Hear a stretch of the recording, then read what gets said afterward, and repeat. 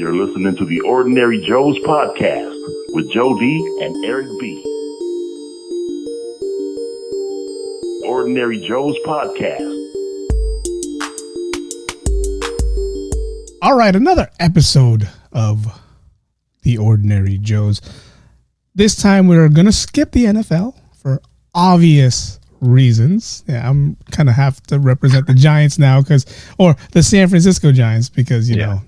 So well, you can represent us too. I represent you guys. I was hoping for you guys. Probably would have been a better matchup if we played you guys. Yeah. Oh yeah, it would have been definitely better for you guys if you would have played us. I don't know for the same outcome. Anyways, I don't want to. Yeah, I am not reminiscing. Thanks, Joe. Thanks for making me think about it again. Anyways, today we're going to talk about The Last of Us, HBO Max special that they put out, starring Pedro Pascal and Bella Ramsey, who I have a little. If Joe hasn't caught it, I'll share my little Easter eggs for these actors. So we're gonna do that. Video game turned HBO Max special, and Joe. I only told Joe what I thought about the third episode. I haven't really talked to him about the whole episode, so we're coming in kind of blind on this one. So as we always do, Joe, I am Eric B. And I'm the podcaster formerly known as Joe D. And we are the Ordinary Joes. I tried so hard not to smile just now because last time they say I always smile. I can't do it anymore. I can't do it. You know what's funny? Someone got mad that Joe doesn't say D anymore, and it took me a minute to realize why he's not saying D. Then someone goes, well, maybe because it sounds too much like, D. And I'm like, man, is that the reason why he stopped saying it? No, I mean, yeah, that and Joe D sounds like Jody. Yeah, I got that maybe like twice. Hey, how's your boy Jody going on in New York? My who? Jody. I was like, dude, it's Joe D. Yeah. And I mean, now I'm just having fun with it. Yeah, no, it's cool. It's cool. This is not a serious podcast, so if you guys are looking for a serious one, keep listening till the end so we can tell you guys to fuck off. All right, Joe, go ahead and get us started as we always do. Let's talk about, I don't know if you want to break down each episode or if you just want to go all over the place with it, but probably bouncing around. Yeah, let's bounce around. So go ahead and do that. Yeah, because there's a lot here. But yeah, like Eric said, video game turned series for HBO, starring Pedro Pascal, we know from Mandalorian, and Bella Ramsey from Game of Thrones. Actually, they're both from Game of Thrones, right? That was going to be my Easter egg for you. Oh, sorry. Well, no. I'm glad you caught it. But it's created by Greg Mazin. I don't know if I'm saying that right, and Neil Druckmann. I going into this did not know that it was a video game adaptation. I didn't know till after the first episode. I went online and I started to see comparisons, like screenshots and video clips of the actual game compared to the movie. And had I known going into this that it was, based off of a game, I probably would have been a little more hesitant because, it hasn't been much luck in the past with movies made or series made after games. So, but I'm glad I didn't know that because I went in kind of excited because I like the two actors in it, and HBO. I mean, it's been how many years now, and they're pretty good at the content. Shout out to them. Like they always put out good original series and stuff like that. So, but yeah, I mean, I enjoyed it. My first thoughts on it kind of reminded me of Resident Evil, the original Resident Evil, the game, not the movie. Yeah.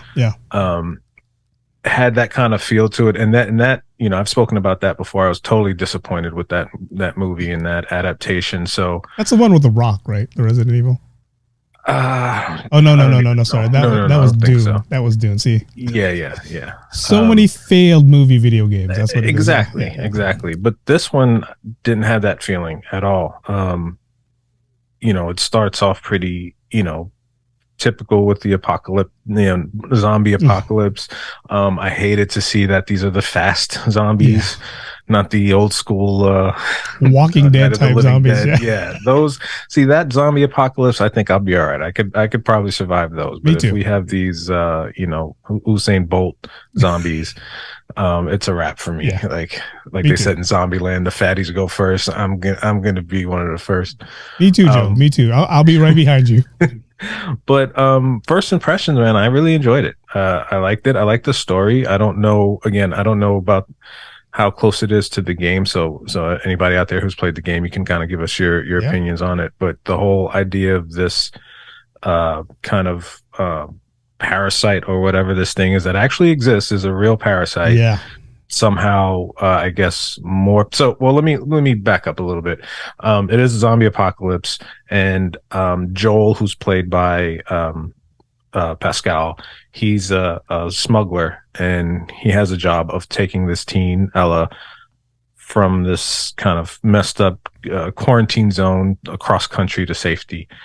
And this pandemic, I guess, or whatever you want to call it, is this kind of parasite that takes over the brain, and the person's still alive, but they don't have control of the brain. They're dead and alive zombies, basically. And so that's how it starts off, and that's where the journey takes us. And right off the bat, like I said, I'm enjoying it. I love zombies. Yeah. It looks cool visually. The score is pretty cool. What were your initial thoughts when you started watching this? Man, I'm like you, man. I went in straight, not even knowing this was a video game. I have two teenage boys who said, "No, did you play the video game?" And I'm like, well, "This is a video game." So then, of course, at the end of every episode, I got to find a YouTube channel that does Easter eggs and the side-by-side comparison. This was a 2013 PS3 video game that was now just re-released with the newer versions on PS5. So just imagine 2013, and they made it into a video game 10 years later. Wow. It's a movie or a series, and it's actually, like you said, it's way better than any of the, I just finished watching Uncharted with Tom Holland and the other guy, Mark Wahlberg, and I didn't look at it as a video game. I looked at it more as a movie. I think when gamers start looking at movies as a movie and stop saying shit like, "Oh, that's not like the video. Oh man, that's stupid. He didn't do." If they start looking at it that way, I think it makes for a better picture. Because I totally forgot Uncharted was a game, and when I actually watched Uncharted, I was like, "Oh, this isn't that bad," you know. And the same thing with this. When I watched it, I was like, "Oh, this is actually pretty good." And like you said, starting from the very first episode, that very first episode when, of course we go back to 1960s, and they have the directors of, I forget what they were, from the UC, the university, and they're talking about this fungus infection and how it's going to eventually catch up to us. And he goes, "Is there a way out of it?" And he goes like, "No, we're all going to die." And the way he just said it, I was just like, wow. It's welcome to 2020. Yeah. And then here we come, fast forward to 2023. Then we're introduced to Joel's daughter, Nico, who was played by Sarah Miller, who, here's a couple of I got a few Easter eggs for you, whose mom is Thywee Newton. Thywee Newton, am I saying her name right? Interview with a Vampire. Newton? What's that? Vandy Newton? Vandy, is that how you say her name? I think, I'm not sure. And yeah, well, she's Mission Impossible 2, Norbit, and the wife in The Pursuit of Happiness. So that's her mom, and I didn't know that was her mom. And then I watched her interview on YouTube, and I was like, "Oh, this little girl has a British accent," which is, sexy in my part, but she's still a minor. But so just the accent. But that first episode, man, that very first episode, it reeled me in.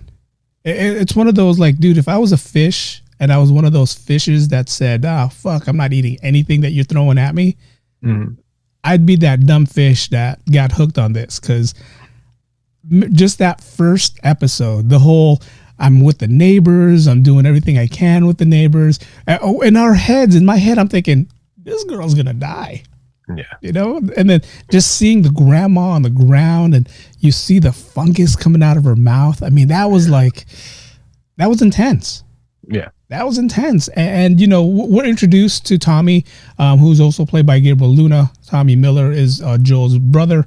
So there was a lot going on in that first episode, but that first scene, or the first act, when they're trying to get away and his daughter dies, and she doesn't die by a zombie. She dies by a ignorant soldier who is not sure if these guys are infected or not.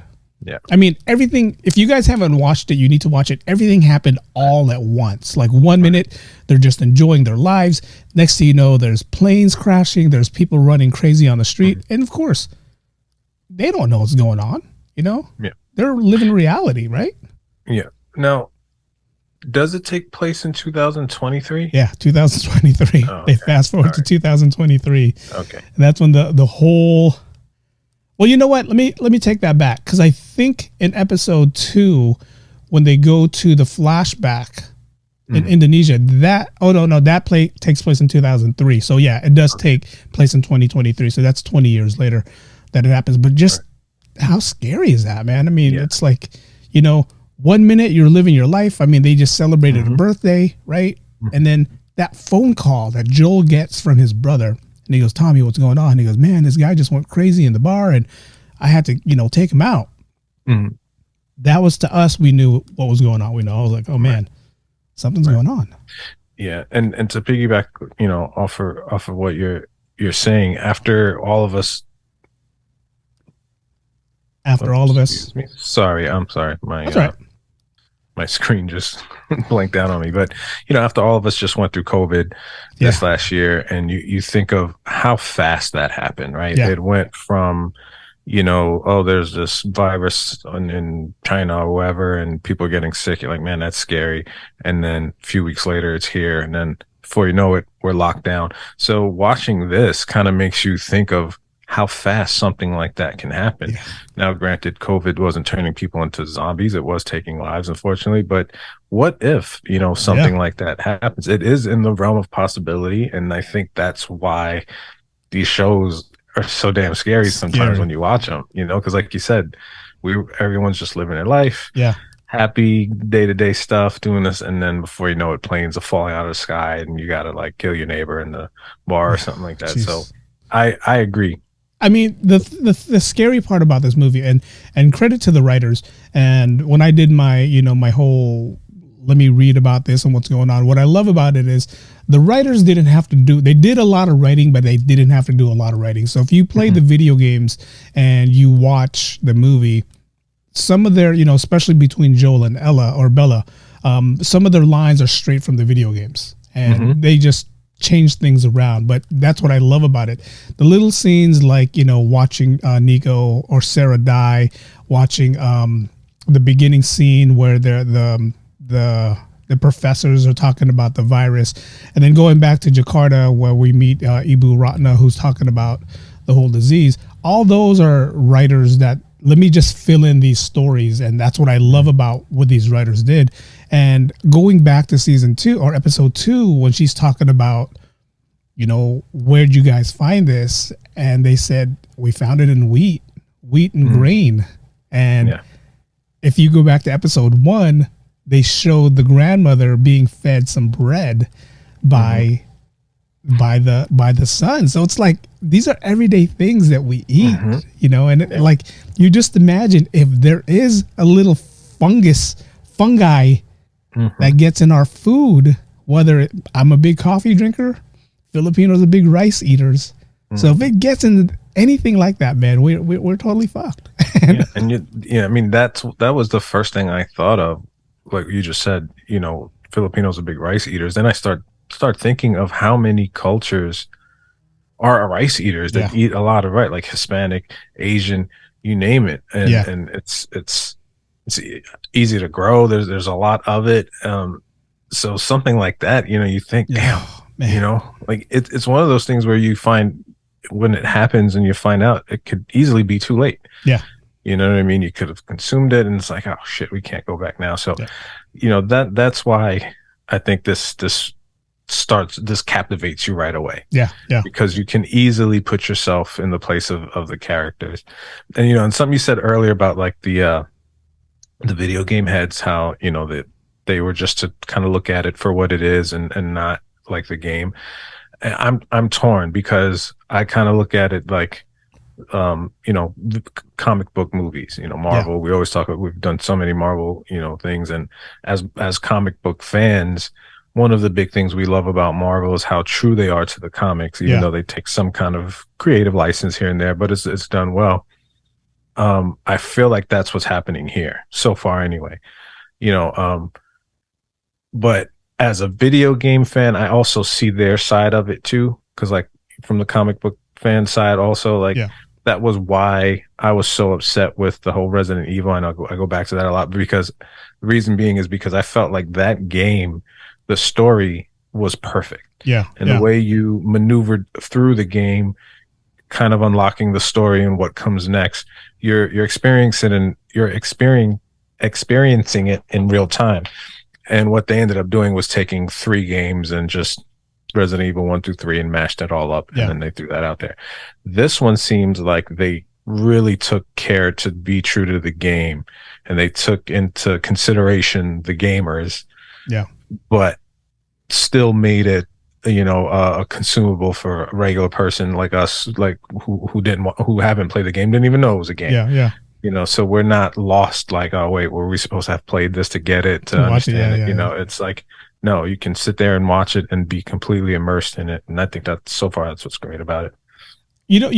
To me, I believe, and this is going to go to all movies that was once a video game, I believe it's the acting and the actors that they put in. Like, okay, Mia Jovovich, yes, she's a cool actress, but if we take Resident Evil now, the very first Resident Evil, and you put I don't want to say better actress because she's a good actress, but if you put someone else that's more believable as that character, would that probably make a big difference? Because, Joel in this makes a good, Joel in the video game. I mean, like if you watch it, you listen to him, you look at his character, they're dead on. I mean, shout out to Pedro Pascal for embracing that role.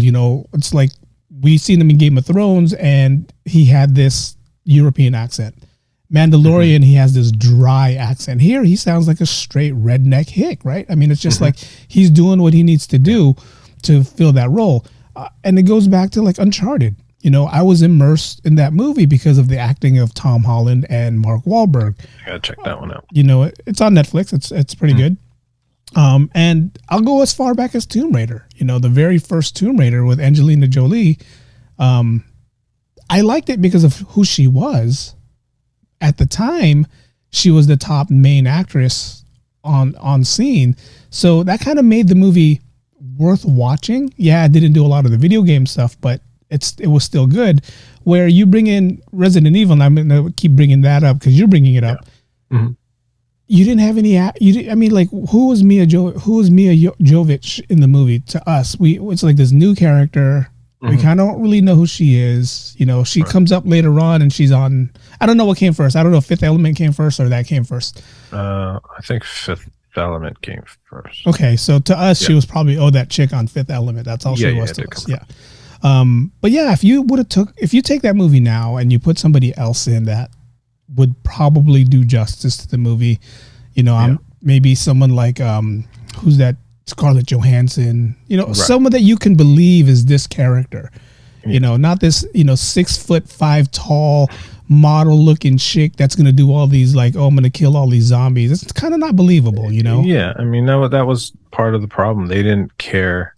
They didn't care about the game. Really. They just cared about the movie. And I think them having the creator of the game be a part of creating the series probably has a big part to do in why it's so true to the game. Yeah. But the fact that, I kind of now want to go back and play the game because I want to see, what it is that they kind of decided to do their own thing story wise and what, is consistent with the game. Yeah. Because for me, I find enjoyment when that's done well. Yeah. When they can kind of, add to it and build on what's already there and not take away from the original piece of work, whatever it is.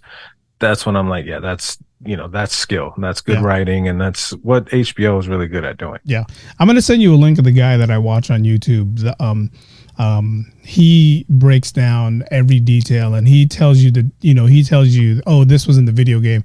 And then he does a side by side on, them talking, and watching that makes me appreciate the game. But, unfortunately, it's not the kind of game that I like to play. I hate role-playing games. I hate games where there's too much I do. I mean, that's why I was never a big Resident Evil fan. I mean, and I'm one of those guys where if I knew a zombie was coming around that corner, I'm not going around that corner. I don't care if the video game tells me to go around that corner. I am not going around that corner. You don't care for the scary, creepy, immersive games. No, I'm that guy where if I'm playing it and I have headphones and I can hear that, I'm like, I'm going to the left. Yeah, I got a lot of these games. Even you bought me a game one time, Assassin's Creed, which is another popular role playing game. Yeah.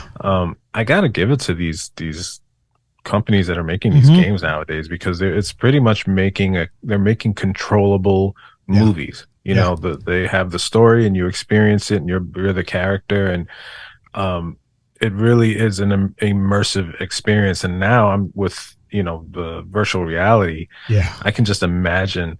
I just to get off topic real quick, I saw a video of this guy who was on a beach, and he was showing an ad from a furniture store, which you hold up your phone and you see a doorway, a portal on the beach, and you walk through this portal whilst looking at your phone, and you walk into the showroom of the furniture store, and you can look around, look up, and then you turn around and you see the door and you see the beach on the outside. It's like really crazy. Wow. But transfer that here with video games. I can just imagine what a game like this is going to look like in the next 10 years.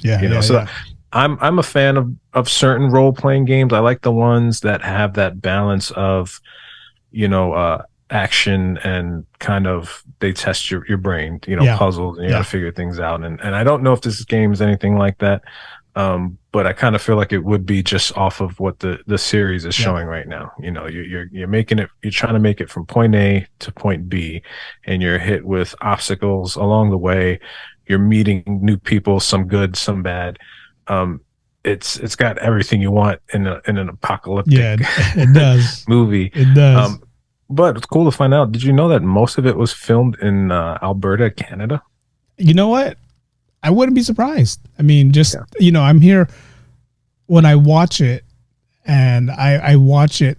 Usually I try to watch things twice. Like I'll watch it the first time, when it's on air, and then I'll watch it a second time just to see if I missed anything. But these past 3 episodes, I couldn't watch more than once just because it was so nerve-wracking. And half the time I was trying to figure out, okay, what's CGI and what isn't CGI. Yeah. Like in episode 2, when they show the city and they're supposed to be in Boston, that all looks CGI, just the background.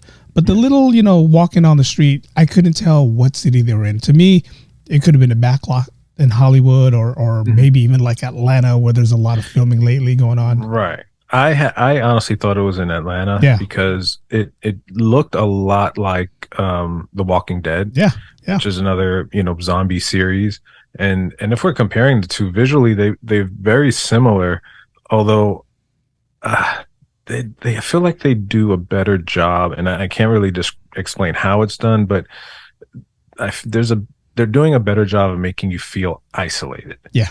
Like when you watch this, you really get that eerie feeling of like, man, there's no one left. Yeah. The only things that are left are these, non-dead whatever's running around, and that's always scared the crap out of me ever since a kid. You think of all the classic monsters, the werewolf and vampires and all that stuff.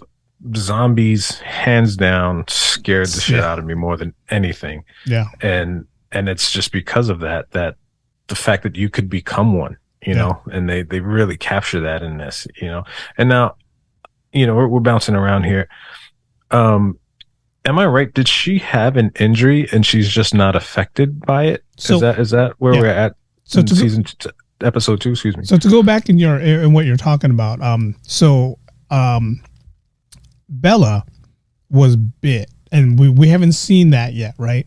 She was bit, and supposedly if you're bit, you have 24 hours or whatever, how many time before you turn. So for some reason, she was bit, and in episode 1, when we meet that lady who's going to Joel and who's going to Tess and saying, hey, you need to bring her to the Fireflies. So I guess she got bit, but she never turned. So she's the key to the cure. So the whole purpose was try to bring her to a scientist who can run some tests on her and see what blood she has. And I guess that's supposed to be in the video game also, but with us not playing the video game, that we don't really know that. But yeah, so yeah, she got bit eventually. And she talks about how she was playing a video game at the mall when it all happened. So we'll eventually get there. We'll eventually see what happens. And yeah, she does have that. That's why they keep saying, let me see your arm, because I guess if it turns in red, really red, then she's gonna turn. But we're down 3 episodes so far, and she hasn't turned yet. So that scares me, because I feel like we're being set up for heartbreak. Yeah, because when you have someone who could be the cure for all humanity, the people around her are going to do whatever they need to do to make sure she makes it safe. Yeah. Even if that means sacrificing themselves. And I don't hope I'm not like ruining anything. I've never played the game. I don't know anything about this. Yeah. But if Joel gets himself killed to save this girl, it's really going to suck. I'm just letting you know that right now. We already saw Tess die, right? I mean, the way she died to me was like, that episode, and when they go into that little hall or whatever that building is, and she goes like, hey, I've been bitten, and you can see it. And Joel has that look like, we'll find a cure. We'll figure something out. And he's like, no. He goes, look at her arm and look at mine. He goes, hers has been weeks. Mine has been hours. Yeah. It's like, you have no choice. And just that scene right there. There's so many emotional scenes for Joel, and I feel so bad for this guy, because that scene, the first scene when his daughter dies, and then when he takes that little girl that was infected, and he has to put him in the little, the little pit. He's just so emotionless that it just, as a man, as a father, I always wonder, like, how's he doing? And this is what, again, shout out to Pedro Pascal for doing this, man. He's just, the way he's doing it. And when she said, you have to leave, you have to take her, you have to bring her to Boston. Any other man would be like, no, I'm staying with you. No, he was just like, come on, let's go.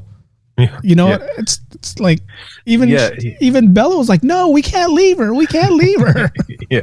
Yeah. No, it's funny, because I was thinking that, like, imagine, when I watch these sort of movies or shows, I try to really put myself into the situation that all the characters are in, all the time. Yeah, me too. And you got to think of, however long at that point of when we join the characters, how much he had been through up to that point. It's like, you look at guys who are at war, you know, your friends are dying left and right, and there's just new people coming in, and you just become cold after a while. You don't want to become close to anyone, because you're just tired of losing people, and you start to compartmentalize your pain. And it's like, I can't do it anymore. He does a great job of that, because he even has like that 1,000-yard stare, where it's just, I'm tired of killing. I'm tired of all this stuff. I just want to survive at this point. And, I don't want to be friends with anyone. But here he is, finds himself with this girl, little girl, who you can tell, although he's a little weird, she likes the guy, and she feels safe with him, and so you start to kind of already see this bond between them, even though he's being that tough guy. It's like the dad who didn't want the puppy. And then you catch him, cuddling with him later. It's kind of that feel of that's like Joe right there. No. Well, actually, that's my wife, actually. I wanted the puppy. She said no, and she's upstairs now on the living room with him on the sofa. So, but yeah, so he's just really, really like, man, I've become such a fan of Pedro Pascal. And I was surprised, even like when watching The Mandalorian, the first episode, like I knew the name, but I was like, wait, who's the actor? And like you said, his accent's very kind of like dry, like very, you can't really pinpoint, non-regional sort of accent. And when I saw who it was, I was like, oh, it's that guy. He's awesome. Yeah. It's that guy from that thing. You know what I mean? So, but he really is. And it's not just him. Like, it's not like he's carrying the show by himself, because all the performances are amazing. Yeah. Even going into episode 3, with the gentleman, I can't think of his name, but the guy with the beard, the original one that we see, who saves the other one. In episode 3, Bill, yes. Yeah, Bill. Nick Offerman, yes. Yeah. We see Nick Offerman, who's known for comedy, serious roles, and another guy that I'm a big fan of. So there's a lot of good performances in this, and leading into episode 3, that's one of the best ones so far. Yeah. Before we get on episode 3, because that one was really emo for me. I hope you guys don't get sick of Pedro Pascal, because as soon as this is over, Mandalorian starts on March 1st on Disney Plus. Not trying to plug it, but I'm just saying we're gonna get a lot of Pedro Pascal. We're gonna see how great of an actor he is, because you're gonna go from Din Djarin, you're gonna go from Joel Miller, this dry, I just need to survive, taking care of a little girl, to the Mandalorian, where he has that, again, kind of that don't give a fuck attitude. I got to take care of the little Grogu. I got to make sure he's safe. We're going to see the acting chops this guy has. And right now, if he's not, to me, the most sought out actor in Hollywood, I mean, I can't tell you who else is, but yeah. I might have to get a vote for Pedro t-shirt, even though it's a different movie, but I think it fits. We'll get a vote for Pedro with a Grogu head in the background. Yeah. Just mess everybody up. Man, so season 3, man. I mean, episode 3, man. I mean, episode 3 is one of those episodes where, and going back to the Easter eggs, going back to the spoilers, they said this was not even in the movie at all, or the video game at all. In the video game. In the video That's game, what I was curious about. Yes, for you guys who played the video game, correct me if I'm wrong, and I'm going off from what I watched. The video game, we do see Bill, but at the time we meet Bill, he's already separated himself from Frank. And when they meet Joel and Bella, Bill's talking hella shit about Frank, like, oh, that fucker left, and da-da-da-da. So we kind of get the hint that they were either partners or they were just friends that decided to go their own way. But so we don't really see Frank in the video game.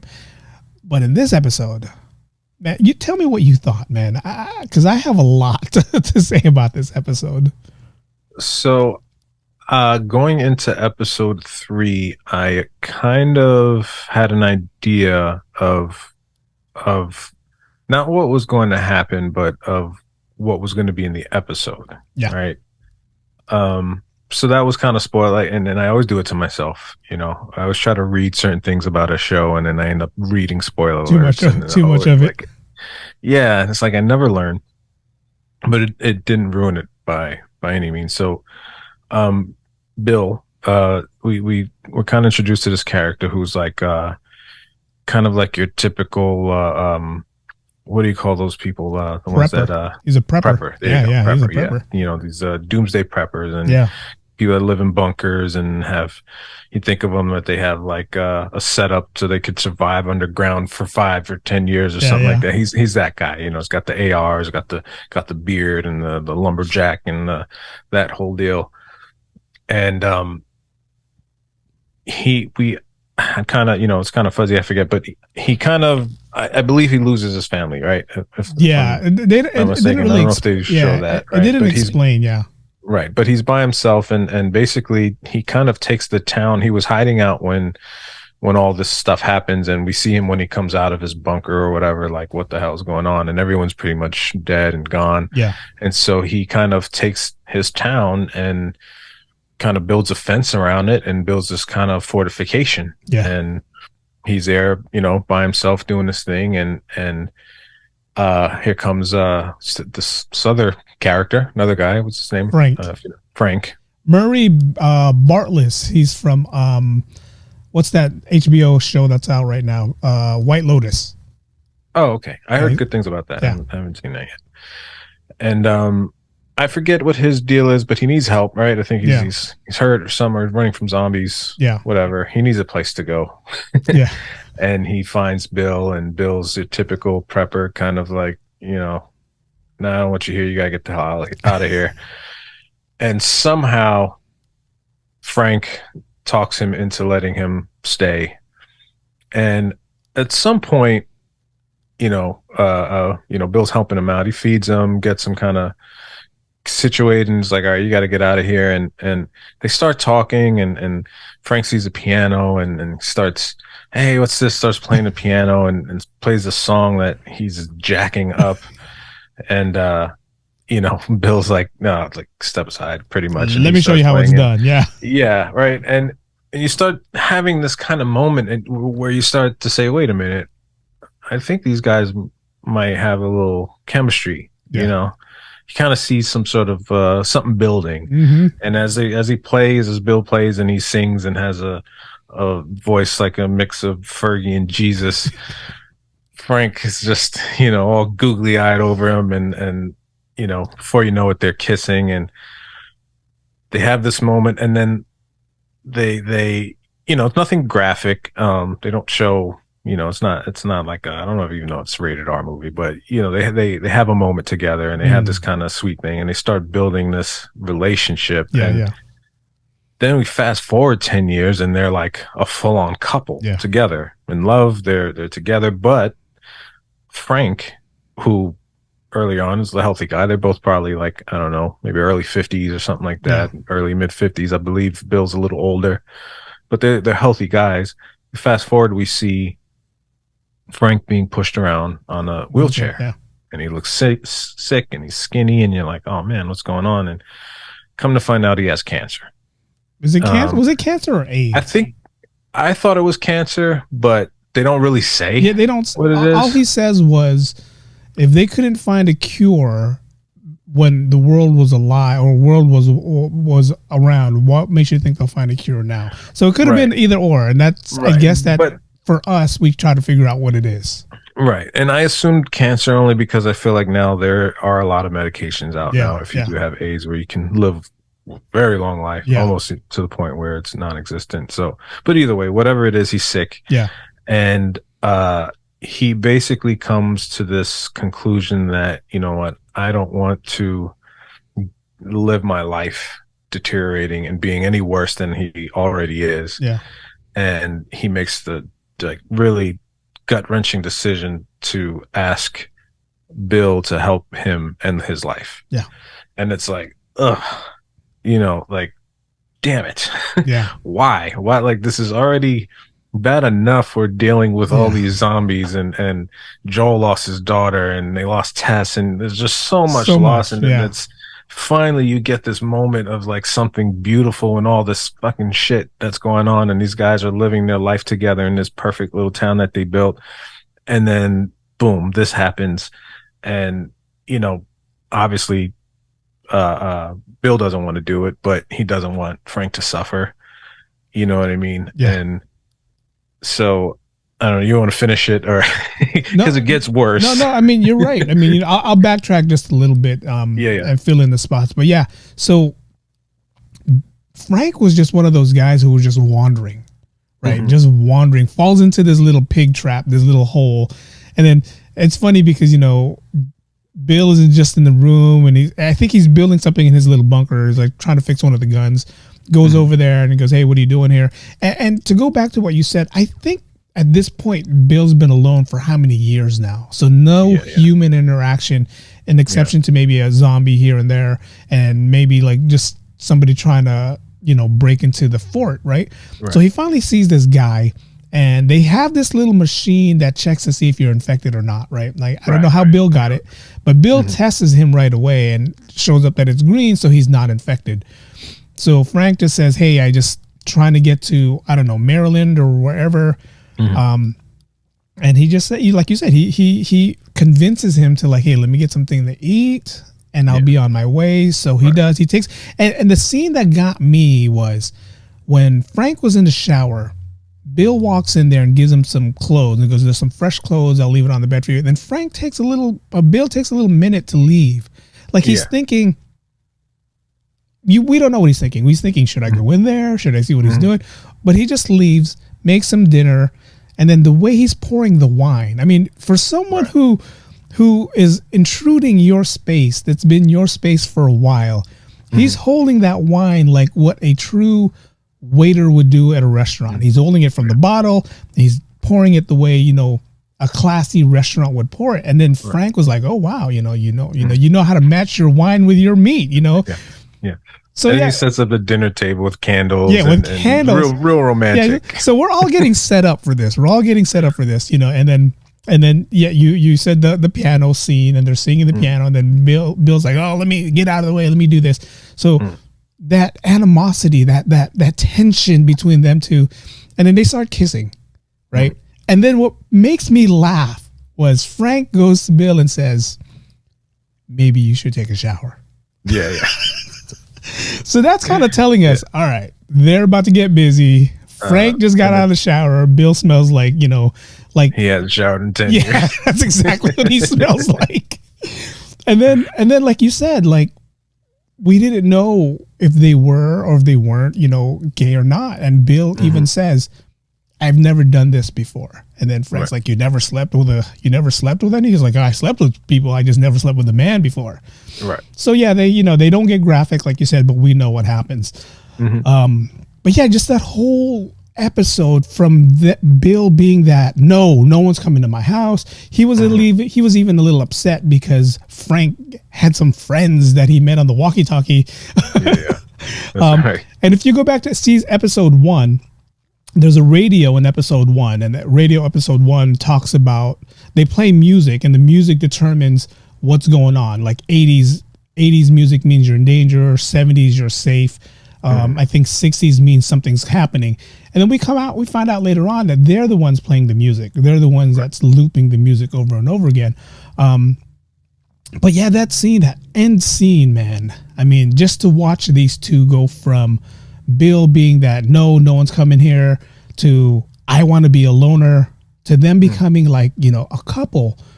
To a lot of people, especially, you know, like, you know, to a lot of people in the gay community, in the straight community, they took this like, they didn't even see a gay couple. They just saw a couple that was in love, that they would do whatever for each other. And that's what I loved about this episode was, you know, I was just like so distraught. And I felt Bill when Bill said, when he drank it and there was horse pills in there, or he said enough to kill a horse. I guess there was enough pills in there. And then Frank goes, "What are you doing?" And then Bill's like, "I can't live my life without you." Yeah. He goes, Go ahead. I'm sorry, backtrack. He doesn't say, you know, he pours the glass for Frank, and Frank drinks it, and then he pours a glass for himself, and Frank looks at him and he said, "There's pills in the bottle, isn't there?" Yeah. And he said, "Yeah." And then that's when you drop the bomb where you just realize that Bill's taking his life too, because he can't live without Frank. And he said, like, that was like to me. And he even said, "My whole purpose was to meet you and to be with you." And he goes, "And once you're gone, I'm old." He goes, "I'm old. What else am I going to do here? You know, there's nothing else." And to me, that was like the perfect ending of a love story, and just for them to go that route, and a shout out to the writers, because this wasn't in the video game. This was like something totally different. And shout out to the writers to like make these two meet and kill them off the way like Romeo and Juliet style, pretty much what everyone's saying. But yeah, man, and that scene to me, and the letter, you know, eventually Joel and Bella makes it to the house. Joel notices something's wrong. They go to the bedroom. The bedroom's locked. And then Bella finds this letter, and that letter where it just tells you everything that they did. And what I loved about that letter, it said, "We left the windows open just in case." Because, you know, the first thing I said when they walked in there was like, do they not smell them?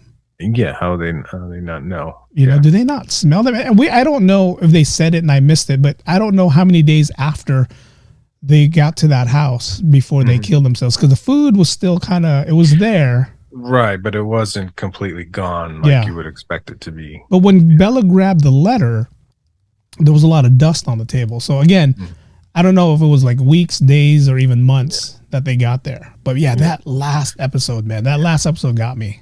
Yeah, and like you said, shout out to the writers, because like I said, I knew going into that episode what was going to happen. And then a lot of times, like how you were saying, when you're watching it, you're just looking at a couple, you're not looking at a gay couple, you're not looking at whatever. Yeah. But a lot of times when you see, especially something that's not part of the game, that they're going to put it in there, a lot of times when it comes to inclusion with race and sexuality and all that stuff, it kind of feels ingenuine, and like you're just throwing it just to throw it in there to make people happy. Like, here, there you go, a gay couple, like, and it wasn't that. No, it wasn't. It was, because like I said, at first you don't even, that's not the first thing you think of when you meet the characters, and then you get this kind of interaction between them that seemed genuine. You know what I mean? Like it just was. Oh man, it was done really well. And back to the acting, it was amazing. Part of me was a little scared.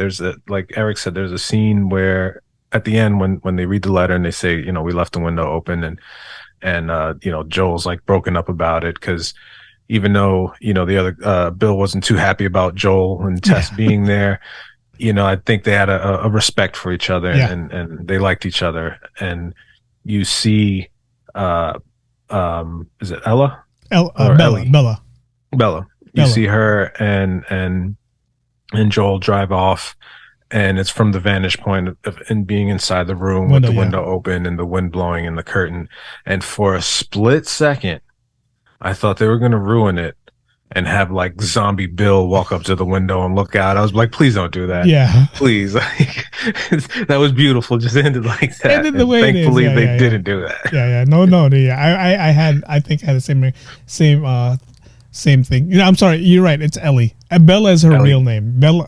Yeah. Okay. You're mixing us up, man. Ellie and Bella sounds similar. Sounds the same. But call her Belly. Belly, exactly. But yeah, I thought the same thing. I thought like that end scene, like you said, they're showing their window, they're playing a nice Linda Ronstadt song in the background. And I'm thinking, like, just like every zombie movie, when they're zooming out, we'll just see a hand all of a sudden just crawling towards the window. But I'm glad the writers decided not to do that. I'm glad the writers are like, no, let's keep this to a couple. And I mean, just the story behind that. And, you still mixed in the video game part when they were in the store, that liquor store, when he was trying to, that whole part was part of the video game. But that end scene when they're trying to get the car and all that, I think that was all added in. I mean, they did end up getting Bill's car, but just not that way. Because in the video game, Bill, they actually met Bill. That Bill wasn't dead yet. But yeah, man, this right here, I mean, just the emotional part of it, the realism behind it. And you know what? I said earlier, I didn't watch any of the episodes twice. This is an episode that I actually watched twice, because there was a lot of things that I thought I missed, and I'm glad I watched it twice, because if you sit down and watch it again and you look at Bill's reaction the first time he meets Frank, he kind of has that, like I said, he kind of has that, what do you want? What are you doing here? And he kind of wants to entertain Frank. This is the second time watching it around, not the first time. And then I told myself, if you invite a guy to dinner that just needs to make passage to get to the other city that he's trying to get to, why the hell are you making him a veal or a steak or whatever he made him? Right. Like, it's like, dude, here's a turkey sandwich. Here's a bottle of water. Go on your way. That's what I would have done. But I think Bill was missing that interaction with people. And, Frank just happened to be there. It could have been anybody. It could have been a female. It could have been anybody. But the way they did it, the way the writers did it, it's just like, God, shout out to you guys for doing this. And shout out to you guys for, like you said earlier, I felt the characters in every episode. Bill's this macho guy. Like, I'm here to take care of this fort. I'm going to make sure we're safe and we survive. Where Frank's more we got to make the house look pretty. And that scene where they just planted strawberries. And they were just I was just like, wow.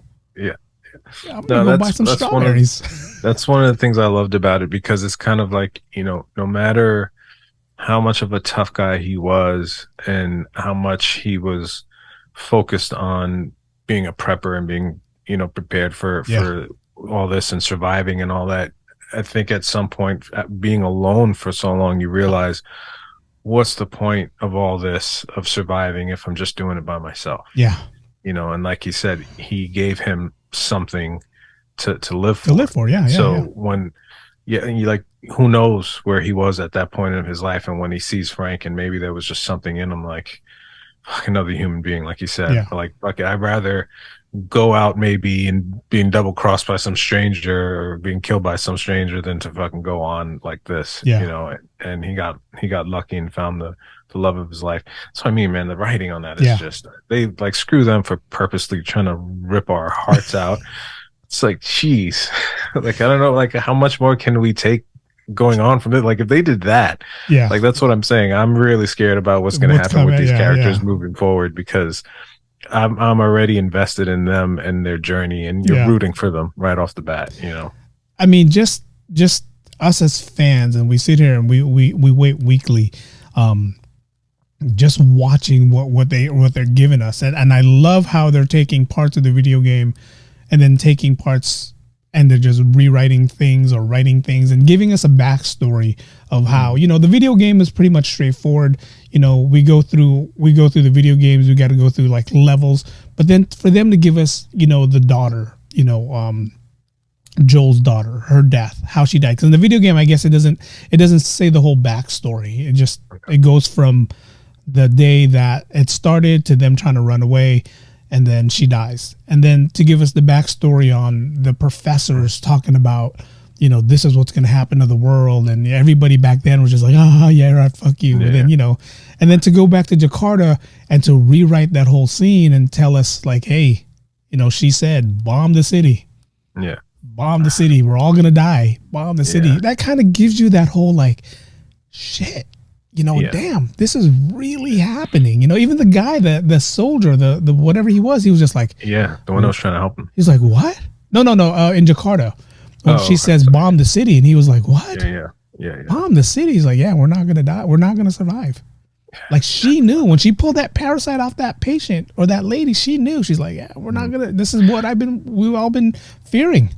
Yeah, and that's what made it even scarier for me looking into stuff afterwards, is that the parasite in the movie is a real parasite. Yeah. Granted, it's somehow morphed in the movie to become something a little more crazier, but the fact that that thing does exist, it will take like an ant, and kind of basically bore into its brain and then control the ant and use it as a host, which is the things the fucking scary movies are made of, but it's real life. So I actually looked at that on YouTube because they kept talking about an ant, and like, and even in the scenes, the opening scenes, they always show a little ant, right?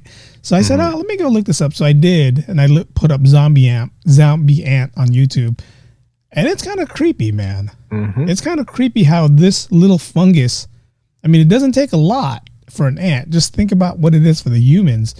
And it's right now it's everywhere. What if it is? And in episode 2, they had these thing called the clickers. They were in the museum. They were the blind zombies that could only, the fungus was so big that it covered their eyes, that they can just hear you. And if they hear you coming, they knew you were there.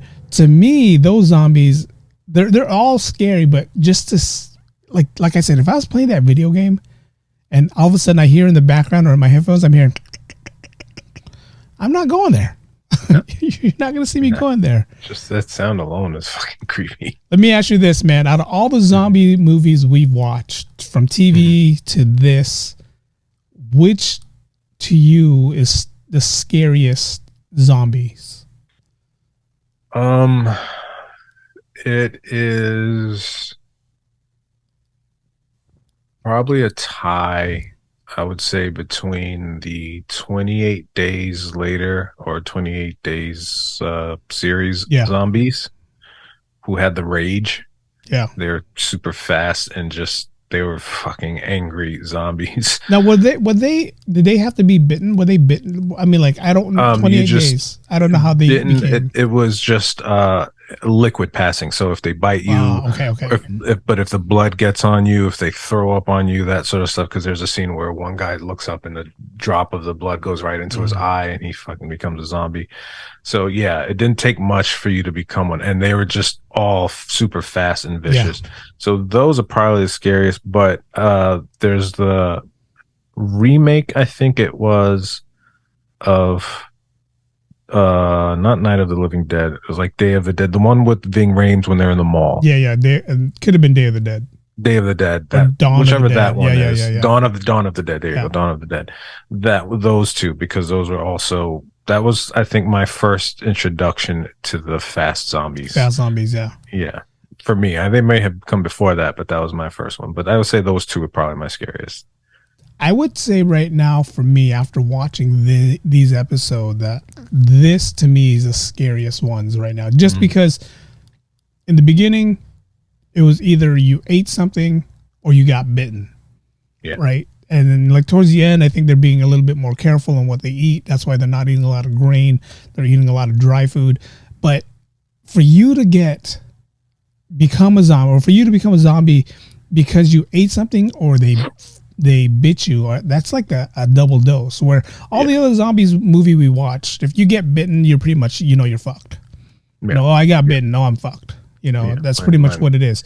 I got minutes. Yeah, you have whatever.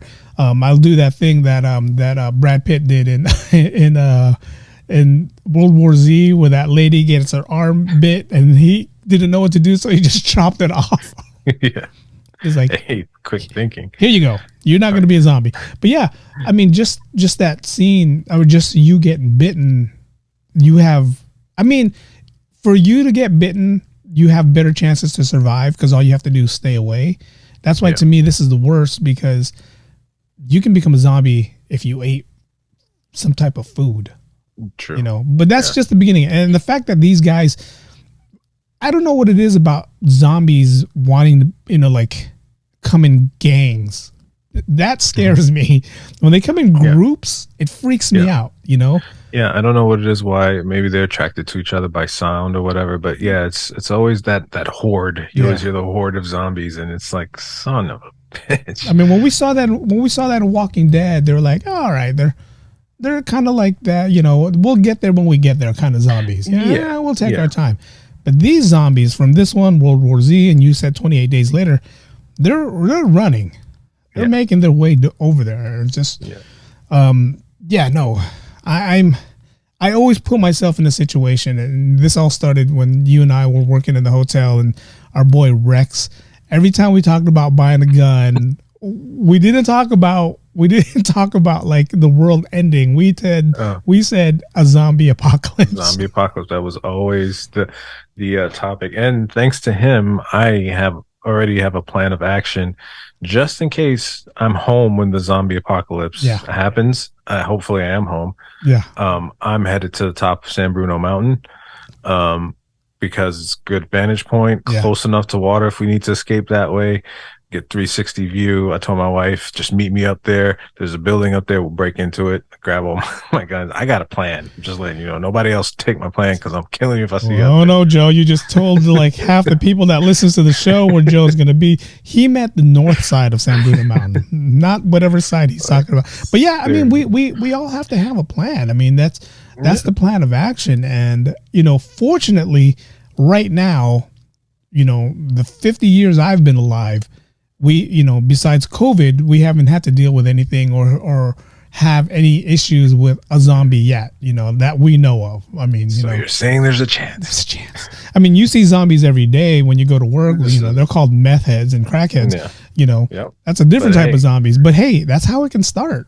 That's the same thing I said. That is how it can start. It could be a new synthetic drug that somebody shouldn't have made, and it gets to the homeless population, and it's spread out into the streets, and then before you know it, oh man, I mean, homeless zombie movie. I mean, I'm pretty sure there are probably a lot of people against that, but it might be onto something. Hey, I mean, we had that incident in Florida like a couple years ago where they were doing bath salts. Yeah. Well, that was the name of the drug, but it wasn't actual bath salt. Yeah. For people wondering, because I've it just had looked like people Like no, it looks like, yeah, exactly. I'm supposed to get high.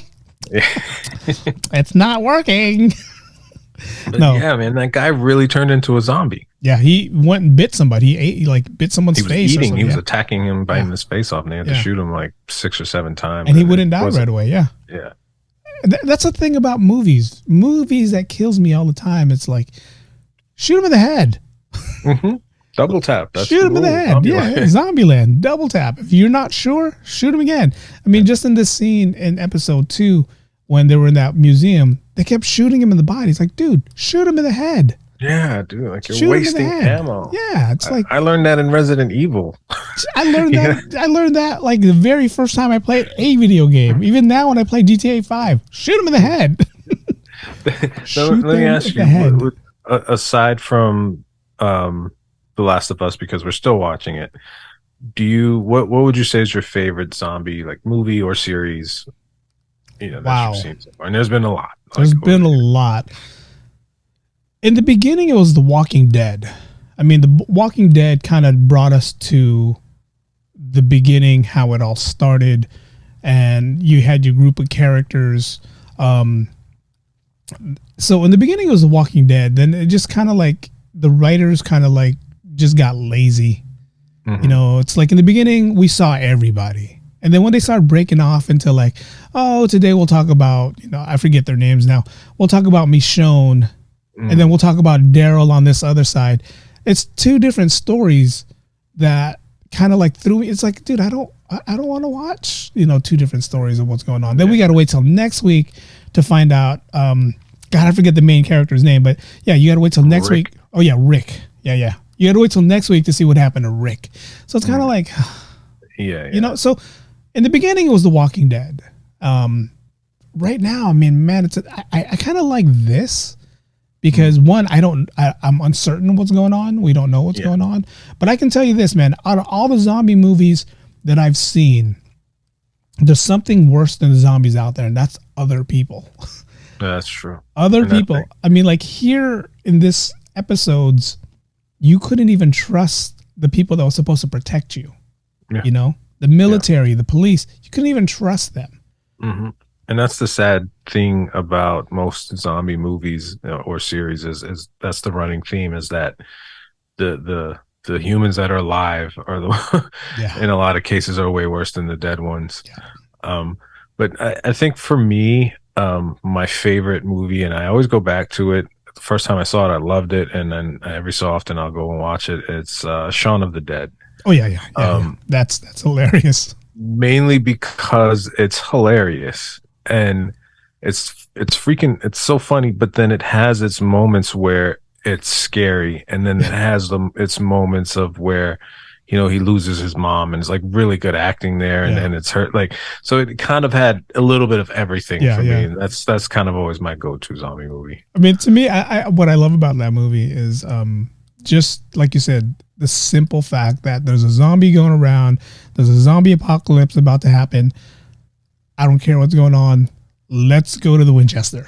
Yeah, exactly. He's so immersed in his own world, and then he doesn't realize the zombie apocalypse. The girlfriend's like, why the Winchester? I mean, her apartment was on the 2nd floor.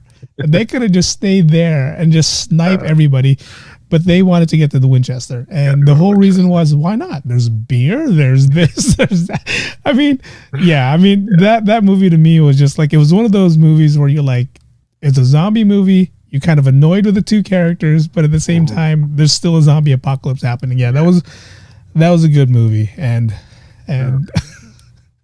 you got to have some kind of comedy and some kind of scary stuff going on, right? You have to you need that break from all the intensity. If not, it's just too stressful, and you end up with like what's that other, The Conjuring or something like that. Oh God, stressful. There's that new movie out with a little doll. I think it's called Megan. Mm-hmm. Oh man, yeah, I'm gonna watch that. No, it's definitely on the list. No, are there any adaptations of games that you'd like to see in the future? Like, is there a game that you've like always said, like, man, I'd like to see a movie version of that? I mean, right now, like, I don't know. I mean, what games can we play or what games are we playing that can turn around and make into a good, solid movie. Yeah. Mortal Kombat sucked. Street Fighter sucked.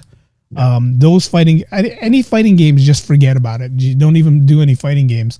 Like I said, for some reason, I liked Uncharted just because Uncharted kind of reminded me of Indiana Jones, the National Treasure, and maybe even like Tomb Raider all put into one. And I went into this blind. I totally forgot it was even a movie. I mean, a video game. This one right here, so far, so good. But then you think of like the Call of Duties. They were supposed to have a Halo. They did come out with a Halo movie, right? It was like on. They did, but Paramount I feel like Plus. it did. Yeah, but I don't think.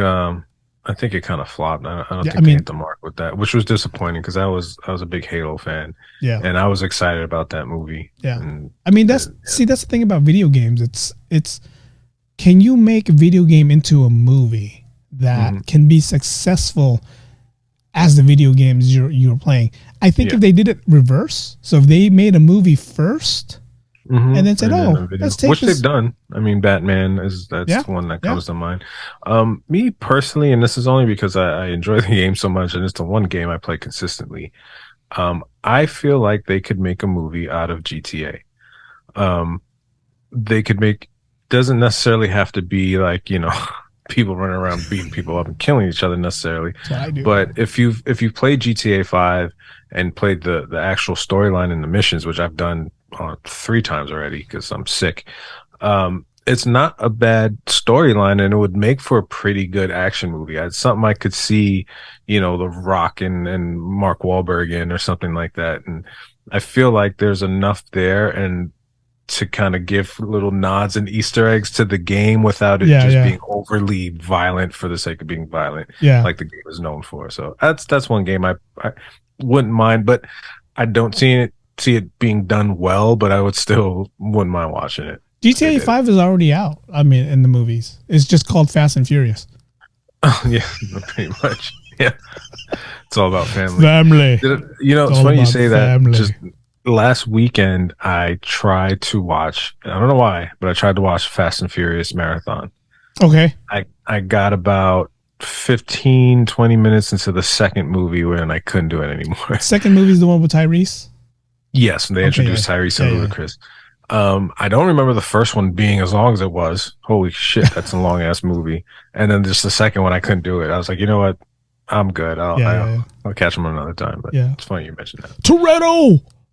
Cops came into my house. They disrespected my family. It's all about family. Oh man, but yeah, I can't think of a video game right now. I mean, they tried. Assassin's Creed didn't do good in the movie theater. They tried, and shout out to them for trying. But it flopped. I'm sorry. And that's what's making this one so special so far is that they're really doing well with it. From what I've seen, What I like about this one, sorry to cut you off, is they're doing it in series, in episodes. It's not like one big movie that we sit here and then 3 hours later we're like, what the fuck did I just watch?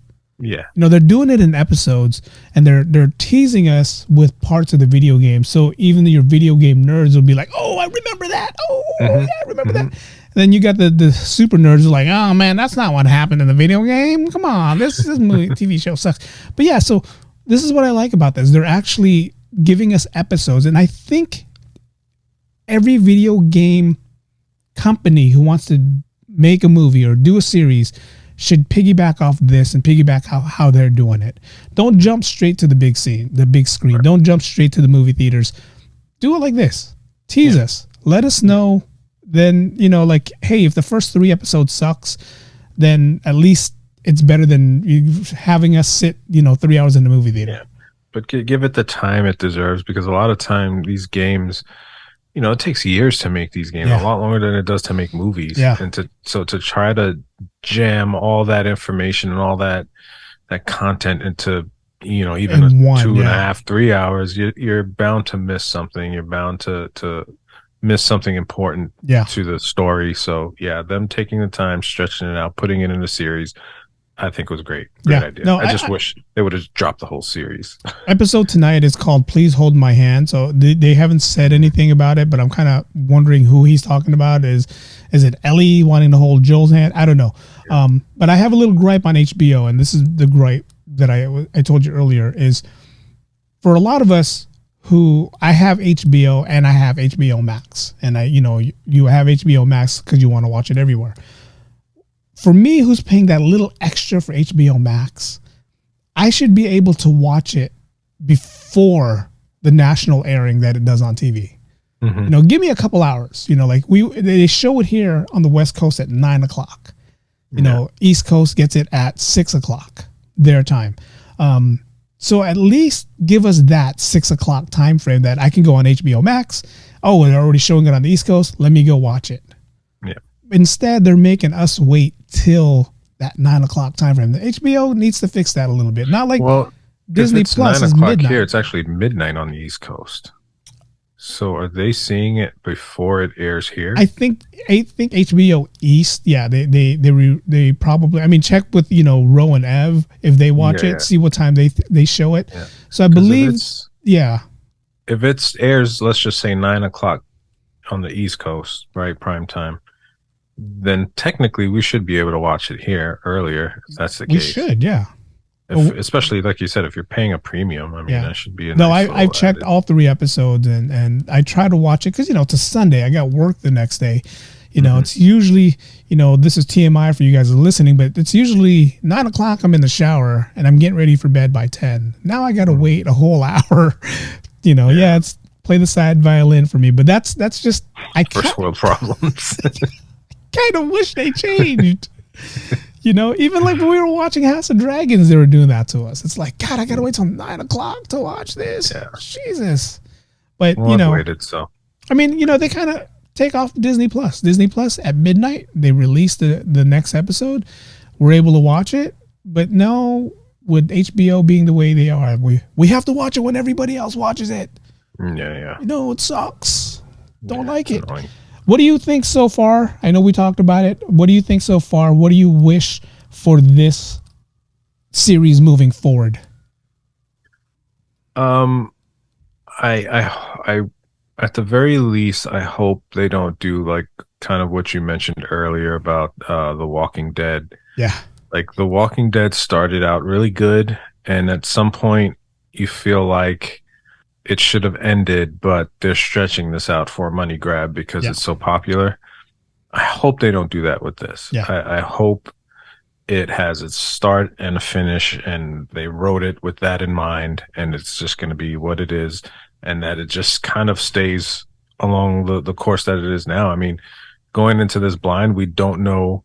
We won't be disappointed as far as, say, if the ending isn't like the game, because we never played the game. Yeah. And we're not disappointed so far. Episode 3 has nothing to do with the game, and it was probably one of the best episodes yet.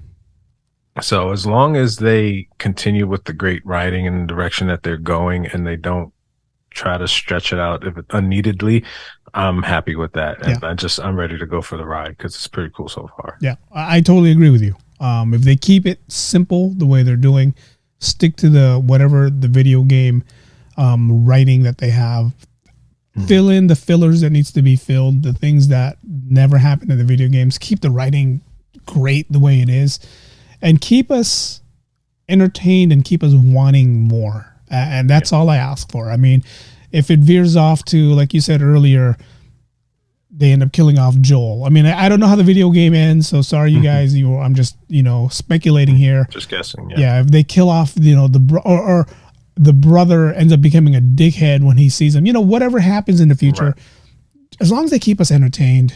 It's like we've seen zombie movies without the main characters. I mean, Walking Dead still going without Rick, who's the main character on there. We've seen it, but if you keep us entertained and keep it like to where, okay, like this character is gone, but we introduce you to this character and we're going to keep going with it. I mean, like, God, how many Game of Thrones season 1, they killed off Ned Stark right away. Yeah. And like every day, like no one was safe in that, in the Game of Thrones world. Everyone was going to die. Seriously. Everyone eventually died. But yeah, as long as they keep us entertained, I'll go back to Game of Thrones. Towards the end of the season, the writers just got lazy. Yep. We'll give you what we want to give you. No, give us what the fans want. So if The Last of Us can keep it going, The Last of Us can keep us entertained, then we'll all watch it to the very end. I mean, that's, I'm already built. I'm already in. I'm in there till the end. Agreed. Same. Yeah. Agreed. Oh man, that was cool. I can't wait for this episode. I can't wait to see what happens. So hopefully HBO listens and they release it at 6:00. So I can watch it at 6. Just for you, just for Eric. Me. I mean, I even tried tricking my iPads, my iPhone, and I changed it to New York time. And then so this is what I did. I changed it to New York time, right? I changed it to the East Coast time. I deleted the app. I reinstalled the app under New York time.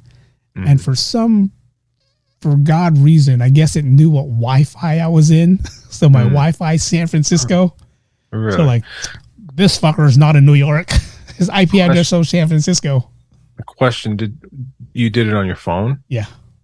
I did it on my phone and my iPad. Okay. Do you have a VPN on your phone or iPad? No, someone at work told me to do that. Oh, dude, get a VPN so that way it can change your thing.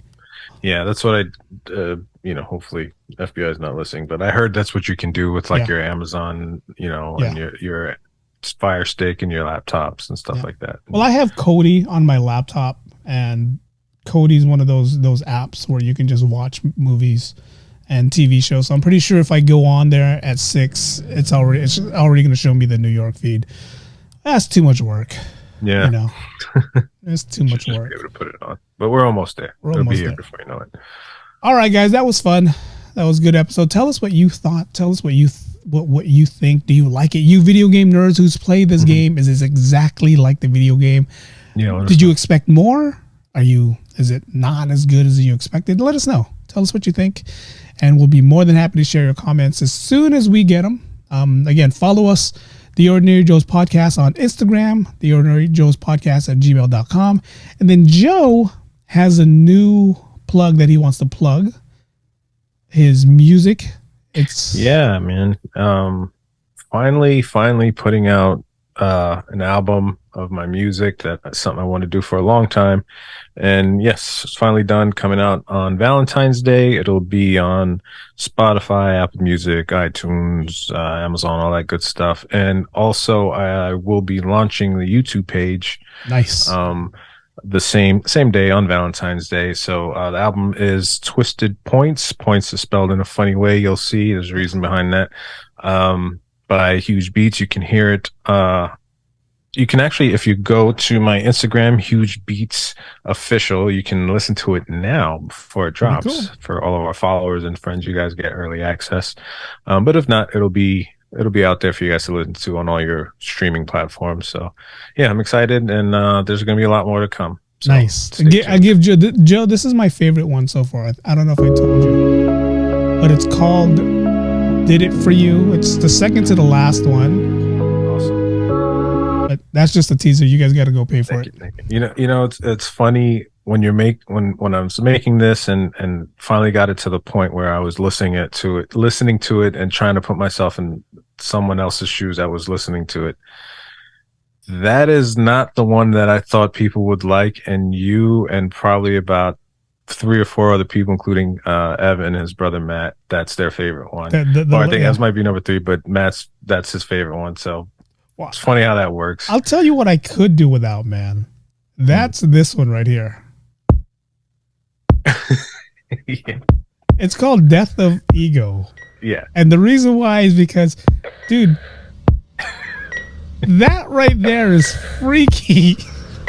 Don't get me wrong, guys. Once you pass that part, the beat is sick. The beat is crazy. But just that beginning, 10, 15 seconds of you hear the heartbeat, and you can hear the person trying to breathe. I was listening to this on headphones, and then when I got to it, I'm like, okay, I told him this is my favorite one. I like it. I'm all hype and how, I'm going to let Joe, this is my favorite one. And then the last, track comes on. I'm like, oh, what the hell? I'm like, am I going to hear a flat line here? What's going on here? Hilarious. But no, yeah. Guys, definitely check it out. Joe is right about how the points is spelled differently because I kept going, pointus? Pointus. Yes. So it's the French spelling of points. Yeah. And just a little, I guess, background to it. I've spoken about this before, but back in 2016, I found out that I have a really rare heart arrhythmia called torsade de points, which is twisting of points. That's what that means in French. That's how you say it in French. And so that's where the inspiration of the album came from. These are beats that I made dealing with the stress of having to do that. It's a lot of anxiety that comes along with that. So I believe you. That's where it comes from. And coincidentally enough, if you see the album artwork, it's related to my heart condition, not because it's coming out on Valentine's Day, but that was just a happy coincidence that I didn't even pick up on until afterwards when someone else noticed that. And I was like, oh, that's what I thought. I didn't even pick up on that. It's not the reason, but it worked out anyway. So, shout out to the guy who did it. Top creative mind, man. This art. I mean, just the heart, the EKG lines, and I'm assuming that's supposed to be you in the middle. I mean, I guess my ego, my id, your idea, your hidden idea. But it's a cool thing, guys. Definitely. I shared it on my podcasts. For now, every podcast that I do, this is going to be the music that's going to be playing in the background. Might have to skip 11 because 11 again, it freaks me out just a tad bit. But might be a little distracting to someone listening. But like, is Eric okay? It's like, what's he doing? But yeah, I'll leave that info, your Huge Beats page info on this podcast. So if you guys want to download or listen to it, February 14th drops on Valentine's Day, and just so happens it's a picture of an artery of a heart on Valentine's Day. Look at that. Hey, Joe's ego thinks about everything. Yep, that guy. All right, guys, until next time, this has been fun. We did a TV review again, a series review again. We'll tell you guys what we talk about next time. But until next time, thank you guys for listening. Thank you guys for watching on YouTube. We are the Ordinary Joes. Peace. See ya. You're listening to the Ordinary Joes podcast